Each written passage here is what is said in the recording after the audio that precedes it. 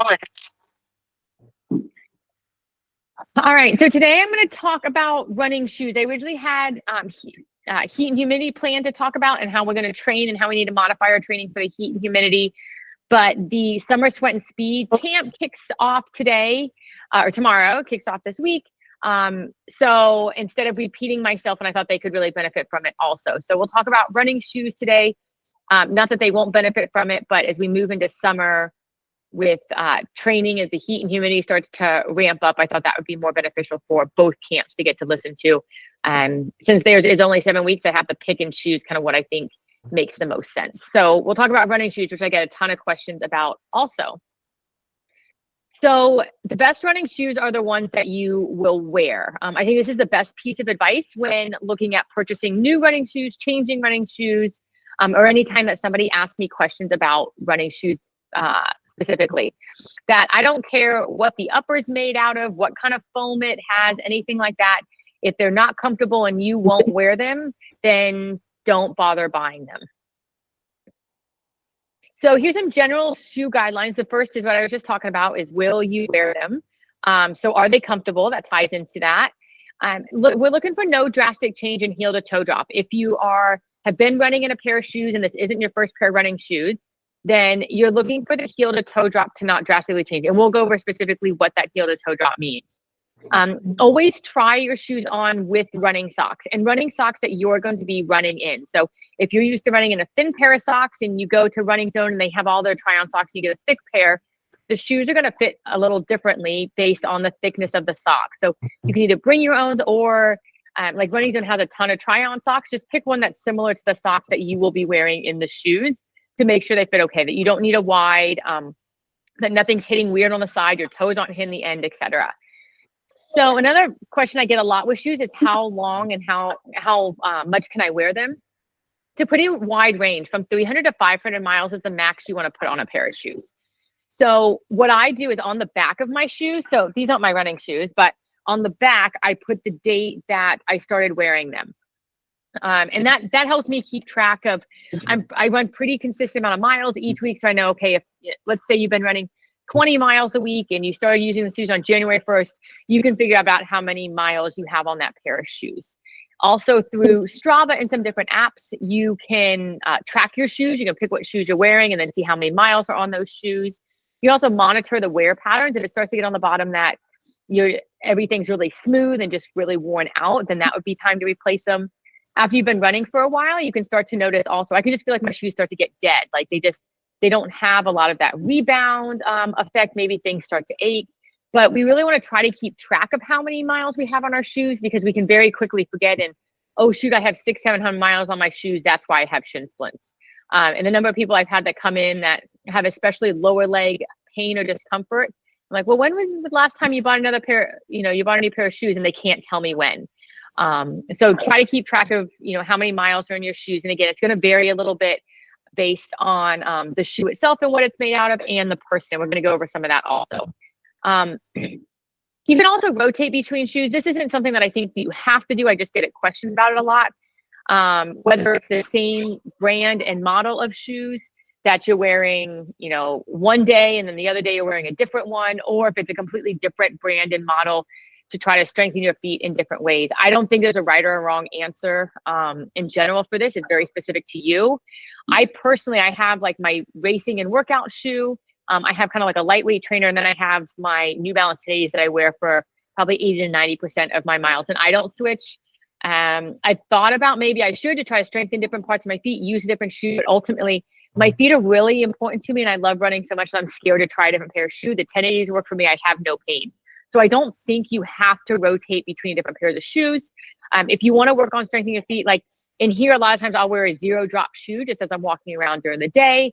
I'm in flip flops or barefoot a lot at home. So I think there's other ways to strengthen your feet outside of making sure that you have to wear a different brand and style of shoe with all these different characteristics when you go out to run. So I don't think that's a necessity for success or to stay injury free. All right, so a couple things that impact the length of time you can wear a pair of shoes. The weather is going to be a big one, especially as we move into summer. So the more you sweat, the more humid it is, the more you run in the rain, the faster your shoes are going to break down. They just get wet.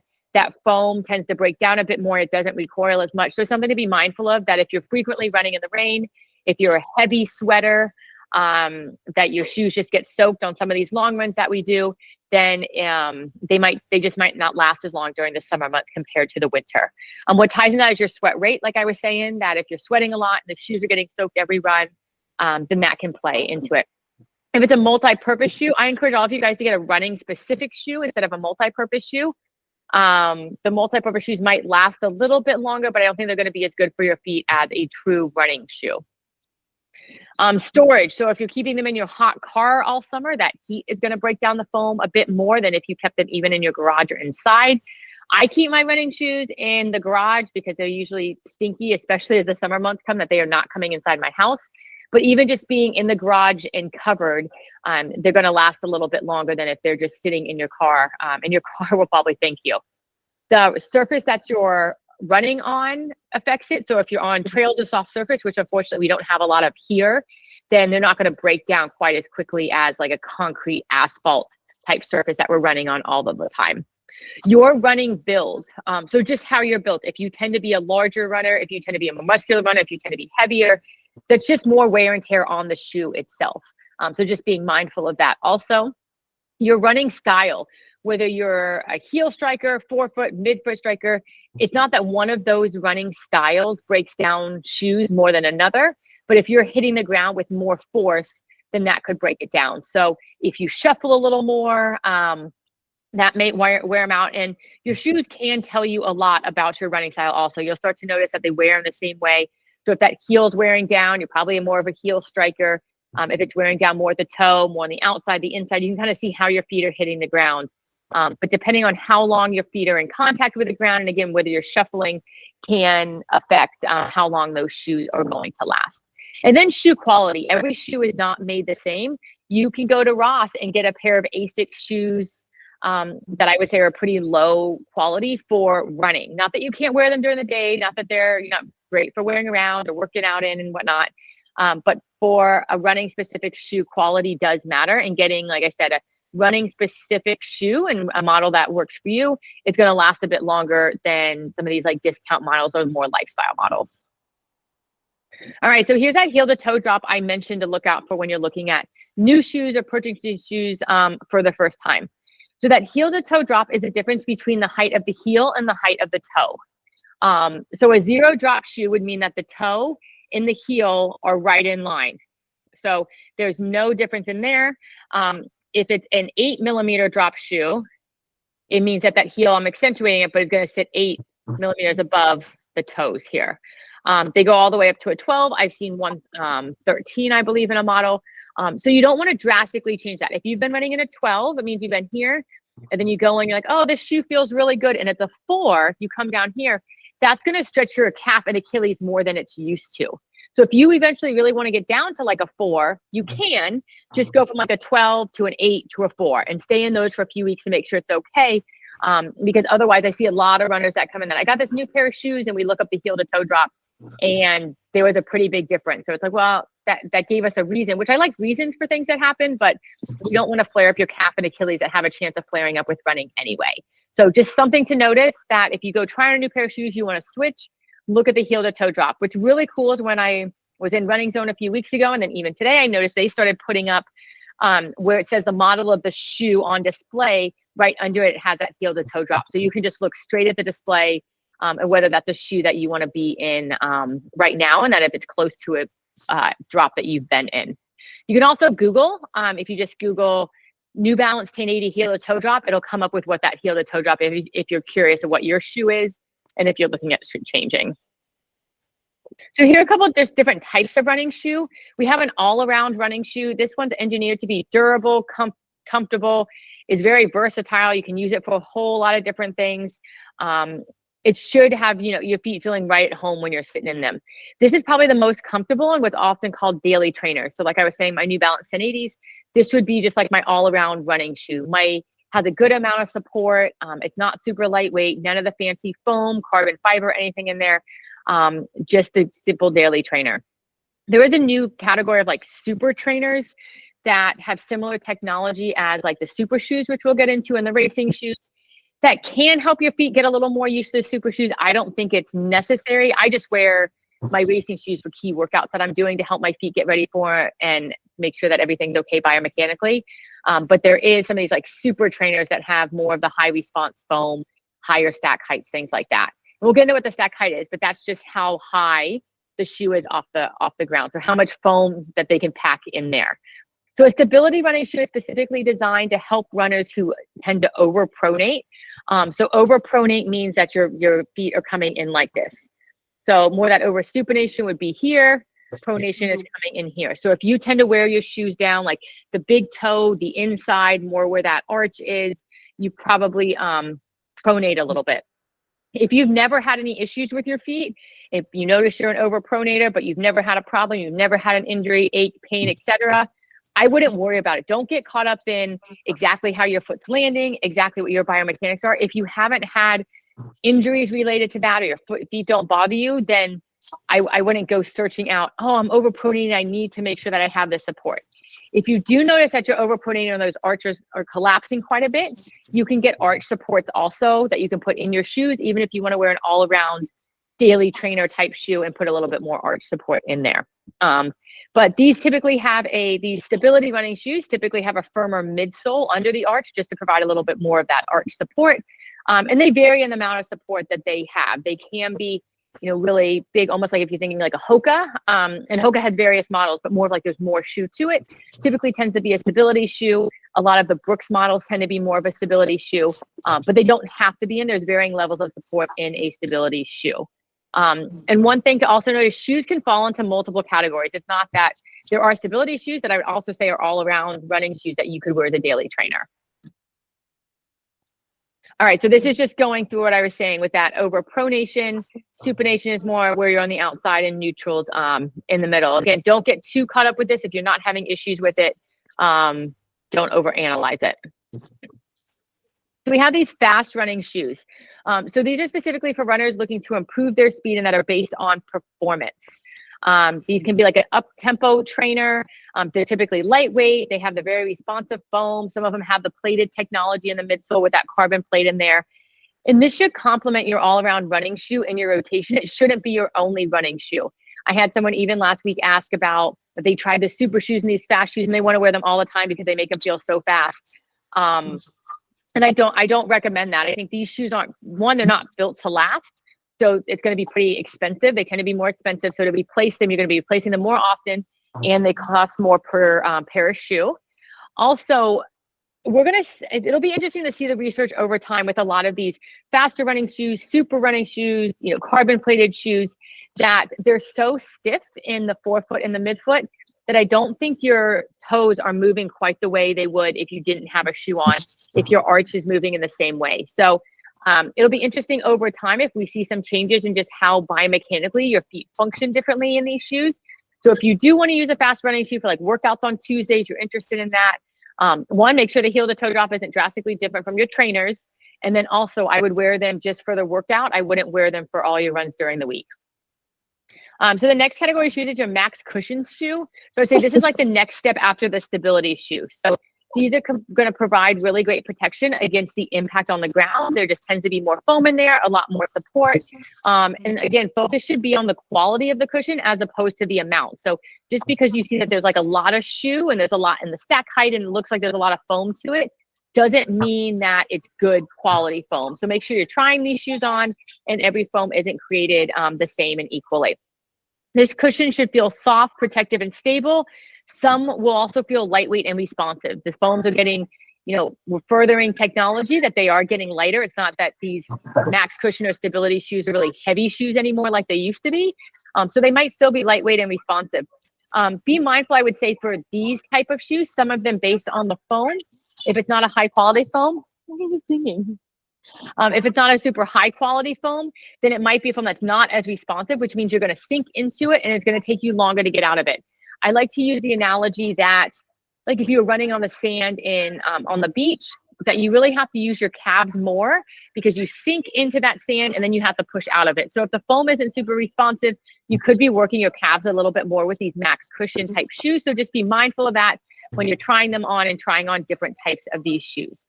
These are going to be best for easy runs and recovery type efforts because they do tend to be a little bit of a heavier shoe. And the whole goal is just that you feel good in them and that you're protecting your feet, providing them with that cushion. All right, so then we have racing shoes, which I've touched on a little bit. These are going to be similar to like those fast-paced type shoes, but these should really be saved for more special occasions. They typically have the most innovative shoe technologies in there. They're designed to make you run as fast and efficiently as possible. There are so many of these on the market now from different brands. It used to be like Nike was overwhelming favorite with this, that they had started with the 4% and the next percent and the Alpha Flies and everything. But now it seems like everybody's kind of caught up to that. And which racing shoe works for you is going to depend on your running form, your running build, your running history, what you were looking for, the race distance, etc. So don't get, if you're looking for a racing shoe, there's a lot of different options out there. I don't want to overwhelm you guys with all of the specifics of them right now. But if you are looking to have a shoe that's specific to racing in, let me know. We can dive into that a bit more. But some, like I said, are suited more for the shorter distance versus a longer distance. So this is something that you would want to try before race day, try to get used to. And again, look at that heel to toe drop. Mikey, I have to show you guys. This is what he's doing. He's trying to jump on the box with like this bag over his head. We're experimenting with him being in here.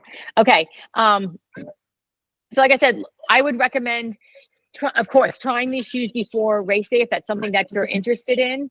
And even trying different ones. Running Zone has a great return policy even on their super shoes that you can try them for that 21 days for the ones that they have, and then return them if you don't like them. So again, don't want to overwhelm you with like the racing shoes, but if you have questions about those, let me know. I think we don't have a ton of trails around here, and I haven't heard a lot of need for trail shoes, but wanted to throw this in here that trail shoes are going to be a bit different also. They're just built to withstand the elements a bit more that you would encounter on the trails. They tend to be more durable. They are much more protective, like your ankle. They're much more stable based on the unstable surface that you're likely going to be running on a trail. And if you do have a pair of trail shoes, I would save those for the trail and softer surfaces. As opposed to using them on the road. They're just going to break down more with how hard the concrete and asphalt tends to be. Okay, a couple other types that I'm not going to dive into, but just to make you aware of, we have walking shoes, which are just going to be made a bit differently than a running shoe. They tend to have more support, tend to be a bit heavier. You just biomechanically, you move differently when you're walking versus you're running. We have track spikes, which I don't think anybody's going to be, putting on spikes and getting on the track, but that is a different type of shoe that you'll see when you watch track meets or high school meets. And then cross-country spikes, which are going to be similar to the track spikes where they have that spike that you can screw into the bottom, but the shoe itself has a little bit more because you are running on the grass and cross-country. But I don't think I need to dive into details of those. So here's a little bit more on shoe tech that I just wanted to throw in here. This again has to do more with the racing shoes. My biggest takeaway, the biggest thing I want to let you guys know about this is there's been a lot of hype over the last several years as these racing shoes have become more popular. And Nike started it with their 4% model, claiming that it increased performance by about 4%. And that's going to vary runner to runner. So some people have had 2% improvement in efficiency. Some people have had 6%. It just depends. But what I always like to say is there are other ways to increase performance also. And I think we need to go after that low hanging fruit before we go to these fast racing shoes that are anywhere from $250 to like $350 a pair that don't last as long, etc. And we'll go over this at some point with the importance of strength during this camp, but like strength training has been shown to help, anywhere from 2 to 6% performance. So you look at the same thing. So just consistently doing the strength that we put in every week is going to help with performance. Being consistent over time, showing up and running most of the week is going to significantly increase performance. Fueling correctly, staying hydrated during the day, all of that can lead to huge increases in performance, much more than these 4% shoes. So yes, it's quote unquote easy because you're buying the shoes and potentially buying these 4% increase in efficiency, but there's a lot of other ways we can do it. The speed work you guys are doing in camp, all of that is helping with your performance and your efficiency in much bigger ways than these shoes. So, I mean, I have a pair of these shoes. I love these shoes. They make you run, fast. You feel good in them. So I'm not knocking the shoes at all. I think sometimes people just get caught up in the shoe tech when they're not doing the other, 99 things that they could be doing that are going to help their running. So just keep that in mind during the day. And then also they do, or they can change your foot strike and run style pattern. And so that's why you want to try them, get used to them, etc. Because the way you're not getting that bending at your toe and just the way they load up the foam and the carbon plate, it does change a little how you run. So I would encourage all of you guys to be super, super consistent with your running. Make sure you're getting in strength.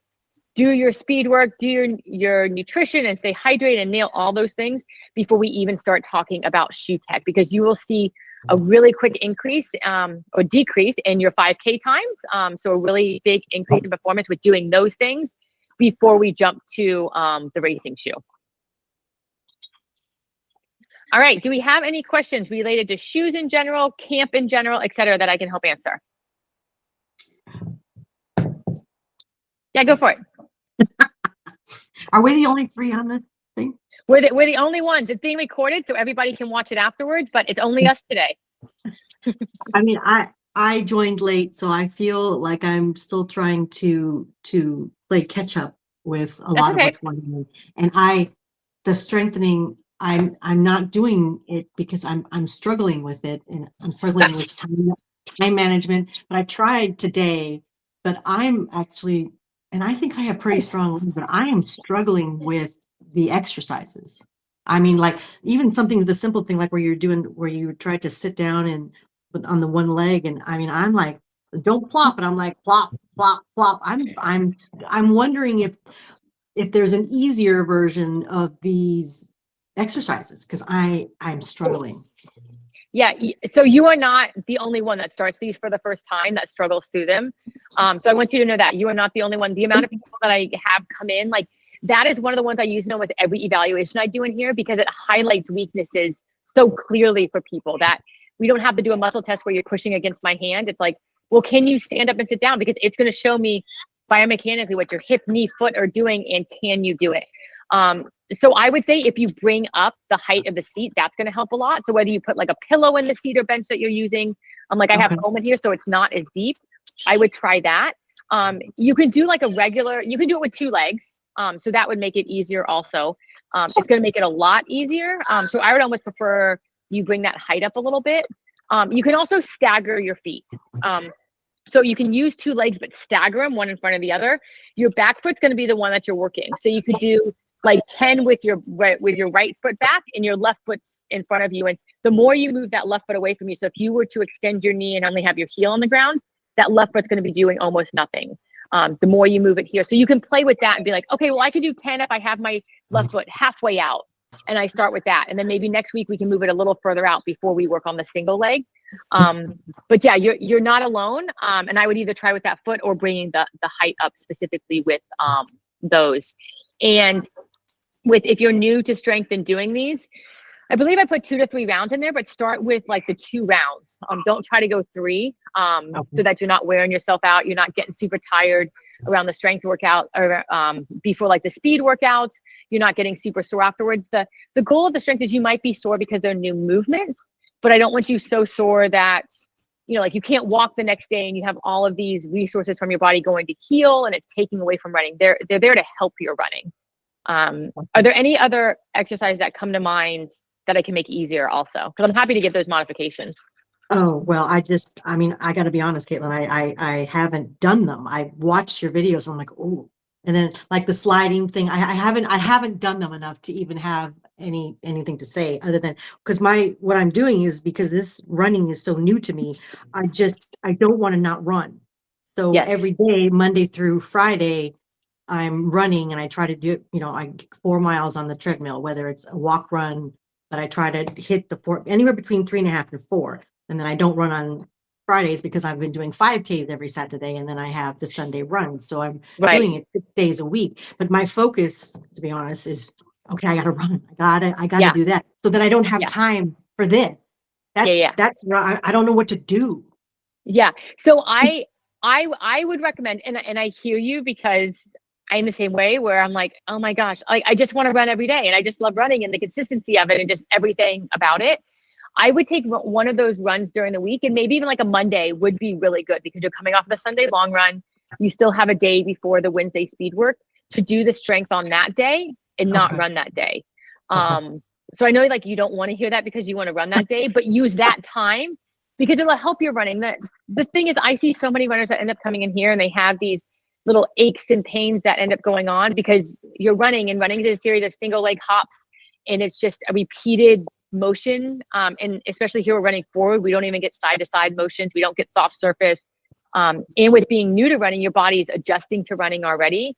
That I don't want to see you here in 5 weeks where running's been going awesome. And then, oh no, my calf hurts or my hip hurts or my foot hurts. And now I have to take time off of running because I didn't do the strength now. Let's see. Okay. I tried Yeah. that today. I said, okay, I'm going to try the exercises today. I'm going to do it. And then I got to the chair one and I'm like, I cannot do this. But then I got on the treadmill and I did 3 miles. And you can always like put in Final Surge. I see all of it also with overseeing the plans. I see all of your guys' comments. And so any exercise questions that you have, you know, just put them in there of, oh, I struggled with this one. Do you have a modification for me? Okay. Or you can like skip that one for the day and just get the other ones in. Something's always better than nothing, even if you don't get everything in. Okay. And really, if you wanted to run a little bit, like when you do 2 or 3 rounds of those, you could make 2 minutes of running part of it. Like you could do the sit to stand, you could do the good mornings, and then you could run for 2 minutes, and you could do 2 to 3 rounds of that. So you're kind of getting your fix with running. Okay. And also getting your strength in. So it's not going to be like a 4 miles at one point. But you could kind of do like an easy run in there. It would keep your heart rate up a little bit. You'd still get to run and then just factor that in That's with a the great circuit idea. training. In between, like You can mix get a little it bit of both. Okay. And I'm still learning that Final Surge thing. I feel like an idiot. I was telling somebody just like this past weekend, I saw that there was like what questions that I had to answer at the very beginning. That system is it's hard, but it's got so much information on it. It's great. So I can put questions in there for you. Yeah. So if any comment that you put in like on the strength workouts, you can put like the post-workout comments in there. You can put them in there and I'll see them. You can also message me through there. You should be able to message both Teresa and myself that if you go into the app and like go to the mailbox, you can send me a message and then it's like an email that comes directly to me through Final Surge. If you have any questions. Also, because of Teresa being out of town, you guys are stuck with me the next 3 Wednesdays. So you can bring all of your questions on Wednesday about strength and I'm happy to answer those. Yeah. Okay. So remember them and bring them. Okay. Because then we can demonstrate them. We can go through them. So anything you need, you're stuck with me for a couple weeks. Nice. Oh, she's gone? Yeah, she has some races coming up. So she's going to be off doing that, being awesome. And so I said that I'd be more than happy to cover when we were talking about putting the camp together and having her involved because I wanted her involved. So it's a team effort. And then as soon as she gets back, I'm going on vacation with my family out to Arizona. And I think she'll help cover my camp a little bit. So tag team. Nice. Everybody's great. I can't. Everybody's wonderful. Everybody in the group's wonderful. Good. Everyone's so supportive. I mean, it's awesome. Good. Really glad to hear that. Yes. Like Miss Jennifer. She's amazing. It's been teamwork for sure. I feel like It really had. I had my Everything's best run better ever together. yesterday. It is. And I'm used to running by myself. So it's on the treadmill, watching the news. And my offer still stands. If you want to do the strength training on Thursdays with me, I would be more than happy to do those with you. So just to have a buddy system work. It works for me. If I can fit that into my schedule, that's my biggest problem is my schedule. That's fitting that stuff in. It's like, okay, like I said, run or exercise, run. Okay, I gotta do this. I gotta move. So I gotta that incorporating, I think that could really work. I think I could maybe check both boxes and you feel good about it. Yeah. And I'll make notes. I'll try to watch the videos and try to see if I can do some more of those exercises. I gave up. Well, some of them, like they're very hard, so it can be really discouraging. But like I said, even if you skip the ones that are discouraging for that day and then ask me about them, and there's always modifications. We can always come up with a solution. Okay. Awesome. Thank you. Yeah, you're welcome. Any other questions you ladies have? I don't think so. All right. Well, I will see you guys at Kohl's on Wednesday then. And we'll be there for that workout. And then at Oars and Paddles this Sunday. Sunday. Okay. Sounds Okay. good. All right. Yep. All right. Thank Enjoy the rest of you. your day. You Yep. too. Bye. Bye.